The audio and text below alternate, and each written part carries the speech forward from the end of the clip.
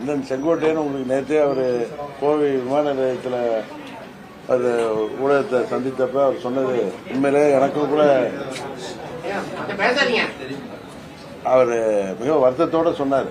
50 ஆண்டுகளுக்கு மேலாக நான் இந்த இயக்கத்தில் விசுவாசமாக உழைத்த எத்தனையோ ஏற்றத்தாழ்வுகளுக்கு மத்தியில் அதுக்கு பரிசாக இன்றைக்கு என்னை கட்சியை விட்டு நீக்கி இருக்கிறார்கள் என்பது எவ்வளவு மன வருத்தத்தில் சொன்னார். அதுதான் எங்களை சந்திக்கிறப்பெல்லாம் என்கிட்ட போனில் பேசுறப்பெல்லாம் கடந்த 2-3 மாதங்களாக அதை தான் சொல்லி வந்தேன். அதனால ஒரு புரட்சி தலைவர் கண்ட இயக்கத்தில், அம்மாவின் இயக்கத்தில் இன்றைக்கு எனக்கு தெரிந்து சட்டமன்ற உறுப்பினராக இருக்கின்ற ஒரு மூத்த நிர்வாகி அவர் என்ன ஊடகத்தில் நாளைக்கு எப்படி இன்னைக்கு அவர் பிரஸ் பார்க்கலையா?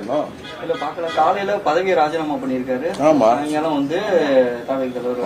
இருந்தாலும் நாளைக்கு அவர் ஒரு மூத்த நிர்வாகி, நாளைக்கு அவர் நாங்கள் நல்லா அண்ணனாக மதிக்கக்கூடியவர்.